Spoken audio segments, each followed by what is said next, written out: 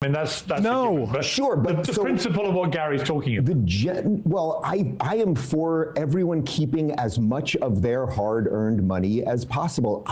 Piers, my guess is you have more money than me. I don't. Dave Rubin was on the Piers Morgan show. We have Sam Seder and Emma Vigeland tearing into him. Sam Seder and Emma Vigeland do what they do best, make fun of conservatives like Dave Rubin. Let's get into it. The British economist Gary Stevenson was on. Yeah, I don't know if you've seen much of him. Gary Stevenson, he's the guy, he looks like he used to be a trader, but his YouTube channel sort of blown up because he talks about things from an economic perspective, critical of this capitalism, although I don't think he's a socialist. I think he's just a former trader that's like from a working class background. Yep.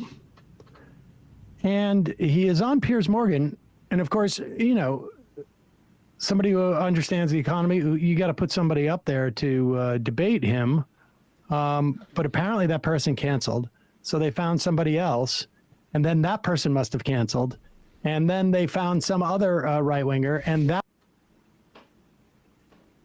people be able to communicate. You've got Starlink, which is part of his SpaceX thing, which is an extraordinary development. It's been used in war zones and disaster zones to save lives. You've got his... Oh, pause it. Incidentally, you know what's funny about Starlink?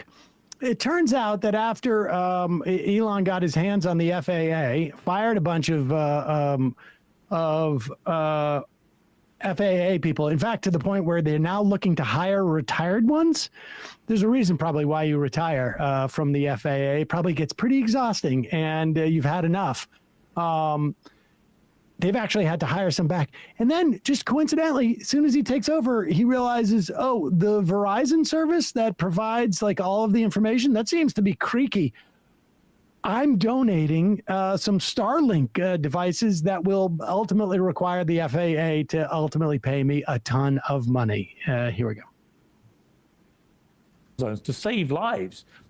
You've got his taking over of X, which may not seem as important, but actually restoring genuine balance of free speech. Shut up, have a voice, idiot. I think has been really important to democratic discourse in America in particular. And he's got other things that he's done. And you put it all together and you think, what's this guy done? He's created these extraordinary things. He's now planning humanoid robots. And at this point, you have two types of people. You have people that that dislike Elon Musk, and then you have people that are paid off by Elon Musk who are paid to talk good about him. We can see that Piers Morgan is obviously just blowing smoke up Elon Musk's rear end, and it doesn't stop. Take away a lot of the drudgery of our lives. He wants to colonize Mars because he thinks that one day we're going to need another planet. He's probably right about that. He's got a massive brain. He's got all this cash. And rather than sit there and kind of do what you think he's doing, which is just, all right, I need to spend billions on making myself even richer. He's gone to work for the government for free as an unelected guy, just trying to stop the ridiculous overspend of the government. And in the process, he's employing several 100,000 people in America, and he's a South African immigrant to America, right? It's hard to think of a more positive story. No. And yet, by your criteria, you would say, well, you know, sorry, but I'm not going to put words in your mouth, and I don't want to miscategorize you, but to sort of portray him as one of the bad guys, I think is probably very unfair.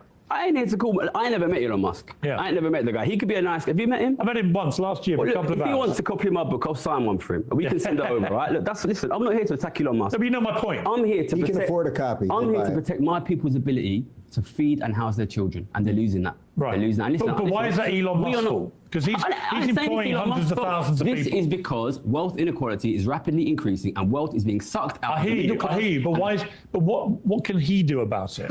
I don't expect Elon Musk to do anything. I'm not here to talk to Elon Musk. I'm here to talk to the American public and to tell them I get paid millions of pounds a year to watch your class. So what's the answer?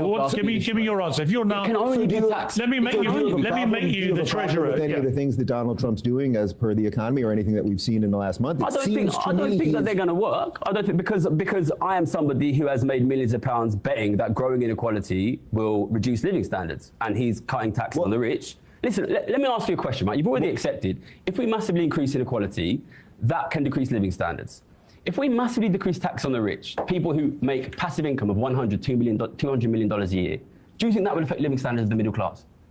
I don't know. If they Right here, Dave Rubin he's just playing the perfect role at this point. He's just a face, just wearing a suit. You know, he actually doesn't really know too much. As you can see, as soon as he starts to talk to someone who may know something, he is playing dumb. increase their ownership of wealth, if they increase their consumption of goods and services, where does it fucking come from? Listen, we have sat here in the last 5 years. We've watched the biggest ever increase in millionaire and billionaire wealth in the history of this planet, immediately followed by a collapse in living standards of the middle class, a complete collapse in the ability of ordinary people to own assets, and nobody's drawing the Gary, let me ask you a hard question. Can you point to a country in the last century where socialism China has worked? I will point to a country where taxing the rich at a fair rate led to good living standards for working people, United States, 1955. Yep. Dave? Well, I would say again, in light of the fraud and criminal negligence that is being exposed literally. It's been exposed, it's being exposed. This, the idea that we would be going in right now and saying to certain people, you should give the government more money and the government will be a good steward of those dollars, I think is completely ridiculous. We have to say, Dave Rubin has to say what's been exposed and what's being exposed, because nothing actually has been exposed. Yeah, yet. and It's all a not bunch of only lies. that, he's also either completely incapable of understanding this guy's point or deliberately avoiding it because he's incapable of understanding it. But this guy's not saying give the government money because it's going to expend it in some way that is going to decrease wealth inequality, although it is redistributive. Like, they can't talk about the redistribution anymore. Right. Because they know that's a problem. So they've had to change it into waste and efficiency.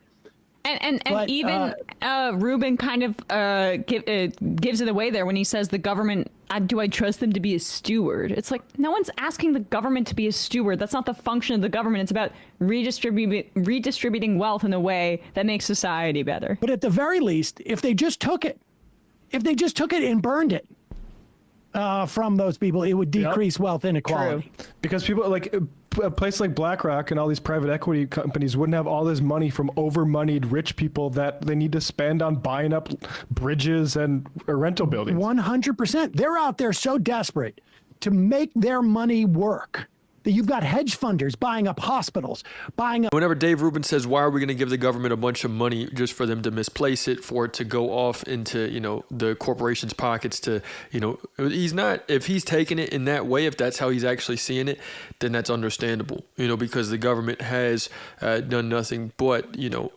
give corporations the benefit of the doubt. The government has forgotten about the working class people by far, but as Emma Vigeland and Sam Seder are calling out, that's not what Gary Economics is saying at all. He's not saying that. He's saying that we need to find a way to balance out the working class and, the upper elite. Up all sorts of medical facilities, vets, the dentists. I mean, anything that they can come in and cut the workforce by 10, 20%.